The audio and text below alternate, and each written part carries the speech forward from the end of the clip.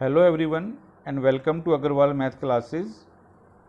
Centres of triangle के fourth part में आज हम डिस्कस करेंगे orthocentre of a triangle, साथ में इसकी कुछ important properties and finally how to find its coordinates. तो चलिए आज का लेक्चर शुरू करते हैं। Centres of a triangle, orthocentre. तो स्टूडेंट आज हम डिस्कस करेंगे ऑर्थो सेंटर। तो चलिए सबसे पहले कुछ बेसिक टर्म्स को क्लियर कर लेते हैं। Perpendicular and altitude. परपेंडिकुलर और एल्टीट्यूड दोनों में क्या डिफरेंस होता है? हमारे पास एक ट्रायंगल है ए बी सी और हमने एक पॉइंट पी लिया है ऑन साइड ए बी, और in triangle A B C P is a point on side A B. Angle P M B is equal to angle P M C equal to 90 degree. अगर ये angle दोनों 90 degree के हैं तो हम कहते हैं कि P M is perpendicular on B C. Similarly angle A N B is equal to angle A N C is equal to 90 degree. तो हम फिर से कहेंगे कि A N is perpendicular to B C. अब देखिए स्टूडेंट, दोनों में फ़र्क देखिए। यहाँ पर जो पॉइंट P है वो साइड ए बी के ऊपर है, और जो पॉइंट A है वो खुद ट्रायंगल का वर्टेक्स है। अब मैं आता हूँ एल्टीट्यूड की डेफिनेशन पर। If a perpendicular is drawn from any vertex of the triangle to its opposite side, then this perpendicular is known as altitude. अगर हम ट्रायंगल के किसी भी वर्टेक्स से उसकी अपोजिट साइड्स पर परपेंडिकुलर ड्रा करते हैं तो इस परपेंडिकुलर को हम एल्टीट्यूड कहते हैं। तो अब ए जो है वर्टेक्स है, तो इसका मतलब जो हमने यहाँ पर ए एन लिया वो तो कहलाएगा एल्टीट्यूड, लेकिन क्योंकि पी हमारा वर्टेक्स नहीं है तो इसका मतलब जो पी एम है वो हमारा एल्टीट्यूड नहीं है। An altitude is always a perpendicular. जो भी कोई एल्टीट्यूड होगा वो हमेशा परपेंडिकुलर होगा, बट ए परपेंडिकुलर मे और may not be an altitude. लेकिन ये कोई ज़रूरी नहीं है कि जो परपेंडिकुलर हो वो पक्का एक एल्टीट्यूड हो। अब जो ये एल्टीट्यूड होता है that may be inside the triangle और आउटसाइड द ट्रायंगल, और it may be as side of the triangle also. Altitude triangle के अंदर भी हो सकता है, एल्टीट्यूड ट्रायंगल के बाहर भी हो सकता है, और ट्रायंगल की साइड भी खुद एल्टीट्यूड हो सकती है। अब देखिए इस केस में अब AD हमारा यहाँ पर क्या है? एल्टीट्यूड, जो कि ट्रायंगल के अंदर है। यहाँ पर AD हमारा एल्टीट्यूड है जो कि ट्रायंगल से बाहर है, और इस राइट ट्रायंगल में जो AB है वो खुद एल्टीट्यूड का काम कर रही है, क्योंकि वो BC के ऊपर क्या है? परपेंडिकुलर है। A triangle has 3 altitudes. Her triangle में टोटल 3 हमारे एल्टीट्यूड्स होते हैं, 3 एल्टीट्यूड्स होते हैं। अब हम आते हैं स्टूडेंट ऑर्थो सेंटर पर। It is the point of intersection of all the 3 altitudes of the given triangle. It is denoted by capital H। Triangle के जो तीनों एल्टीट्यूड्स हैं उनका जो पॉइंट ऑफ इंटरसेक्शन है उसको हम ऑर्थो सेंटर कहते हैं, और इसको कैपिटल H से हम डिनोट करते हैं। As altitudes are always concurrent, क्योंकि एल्टीट्यूड कंकरेंट होते हैं, तीनों एल्टीट्यूड एक सिंगल पॉइंट पर इंटरसेक्ट करते हैं, तो हम ऑर्थो सेंटर को रीडिफाइन कर सकते हैं। The point of intersection of any 2 altitudes of the triangle. Triangle के किसी भी 2 एल्टीट्यूड्स का जो पॉइंट ऑफ इंटरसेक्शन है उसको हम ऑर्थो सेंटर बोल देंगे।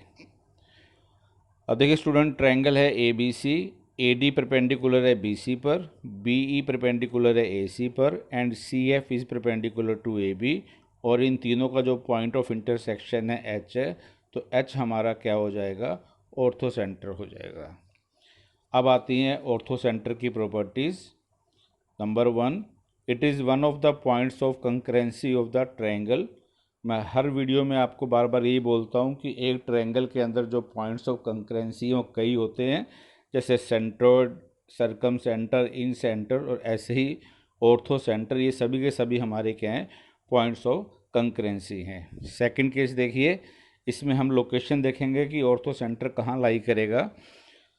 First part, it lies inside the triangle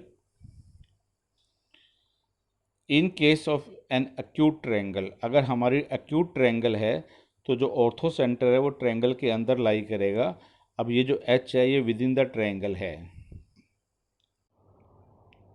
second case में देखिए, अगर हमारी ऑब्ट्यूज ट्रायंगल हो, it lies outside the triangle in case of an obtuse triangle. अब देखिए राइट हैंड साइड पर स्टूडेंट्स, जो ए बी सी है, एंगल बी हमारा ऑब्ट्यूज है, तो ए बी सी हमारी ऑब्ट्यूज ट्रायंगल है। तो ए से ये ए डी हमारा एल्टीट्यूड हो गया, बी से ये बी ई हमारा एल्टीट्यूड हो गया, और सी से अगर मैं ए बी को बैकवर्डली प्रोड्यूस करूं तो सी एफ हमारा क्या हो गया, एल्टीट्यूड हो गया। तो ये तीनों एल्टीट्यूड प्रोड्यूस करने पर एच पॉइंट पर इंटरसेक्ट कर रहे हैं, तो ये हमारा हो जाएगा ऑर्थो सेंटर जो कि ट्रायंगल से बाहर है। अब थर्ड केस देखिए, अगर हमारे पास राइट ट्रायंगल है, अब राइट ट्रायंगल है, बी पर हमारा वर्टेक्स है, तो ए बी बी सी के ऊपर एल्टीट्यूड हो गया, और जो बी सी है वो ए बी के ऊपर एल्टीट्यूड हो गया, और तीसरा एल्टीट्यूड ये हो गया, तो तीनों का पॉइंट ऑफ इंटरसेक्शन हो गया बी। तो इन case of right triangle it lies at the vertex containing the right angle. जिस वर्टेक्स पर 90 डिग्री का एंगल होता है, ऑर्थो सेंटर हमारा उस पॉइंट पर लाई करता है, उस वर्टेक्स पर लाई करता है। Now third property is coordinates of ortho centre. हमारे पास एक ट्रायंगल है ए बी सी, जिसमें हमें तीनों वर्टिसेस के कोऑर्डिनेट्स गिवन हैं।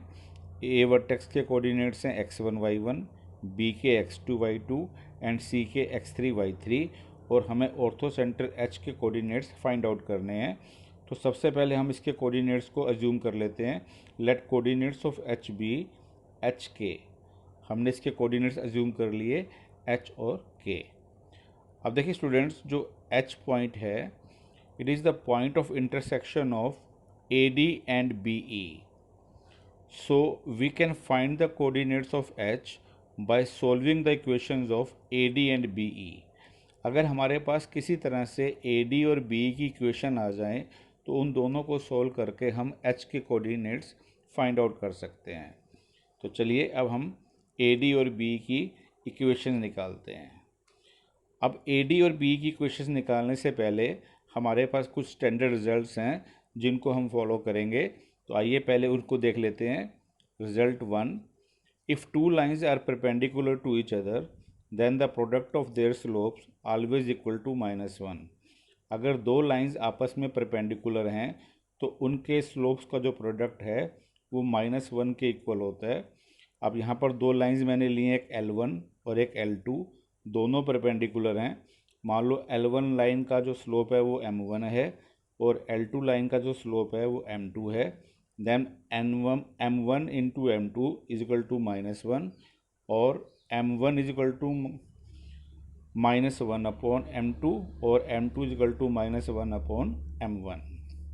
This is our result number 1। अब सेकेंड रिजल्ट है, slope of a line passing through two points x1 y1 and x2 y2 is given by. अगर कोई लाइन दो पॉइंट से पास कर रही है और दोनों पॉइंट्स के कोऑर्डिनेट्स हमारे पास हैं तो उस लाइन का स्लोप हम निकाल सकते हैं y2 minus y1 upon x2 minus x1 के फार्मूले से। अब थर्ड देखिए, equation of a line having slope m and passing through the point x1 y1 is given by. अगर हमें लाइन का स्लोप मालूम है, मान लो लाइन का स्लोप है m और वो किसी एक पॉइंट से पास कर रही है जिसके कोऑर्डिनेट्स हैं x1 y1, तो उस लाइन की इक्वेशन होगी y minus y1 is equal to m into x minus x1। Now equation of AD। अब जो AD है और जो BC हैं ये दोनों आपस में परपेंडिकुलर हैं। इसका मतलब slope of AD into slope of BC will be equal to -1 और slope of AD will be -1 upon slope of BC। अब हम सेकंड रिजल्ट से BC का स्लोप निकालेंगे। B वर्टेक्स है x2 y2, C वर्टेक्स है x3 y3, तो slope of BC जिसको मैं M1 बोल रहा हूँ ये हो जाएगा y3 minus y2 upon x3 minus x2। तो स्लोप ऑफ AD हो जाएगा इसका नेगेटिव रेसिप्रोकल, तो -1 अपॉन M1 करके ये इसका स्लोप आ जाएगा। अब हम AD की इक्वेशन निकालेंगे। AD का स्लोप हमारे पास है और AD एक पॉइंट H से पास कर रहा है जिसके कोऑर्डिनेट्स हैं H के। तो equation of AD will be y minus K is equal to -1 upon M1 x minus h। अब y1 की जगह यहाँ पर आ गया k और x1 की जगह यहाँ पर आ गया h। ये हमने रिजल्ट 3 यूज़ किया है। M1 की वैल्यू हमारे पास ये है। तो this is equation number 1। Now equation of BE। अब जब हम BE की इक्वेशन निकालेंगे तो BE और AC दोनों आपस में परपेंडिकुलर हैं, तो दोनों के स्लोप का प्रोडक्ट हो जाएगा -1। तो BE का जो स्लोप होगा that will be -1 upon slope of AC। तो स्लोप ऑफ BE हो जाएगा -1 अपॉन स्लोप ऑफ AC।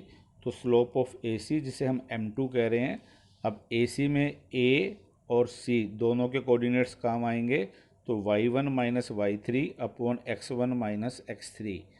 तो ये हमारा स्लोप हो जाएगा M2 will be equal to y1 minus y3 upon x1 minus x3। तो BE की इक्वेशन बन जाएगी।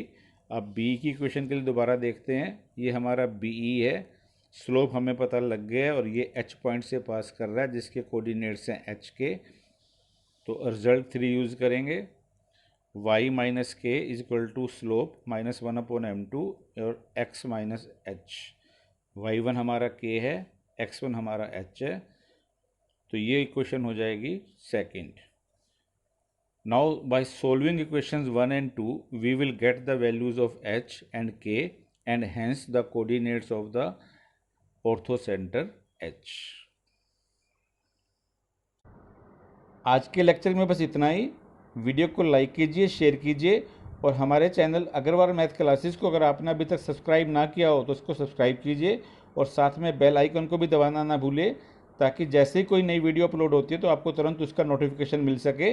तो जल्द ही मिलते हैं नेक्स्ट वीडियो में। Bye bye.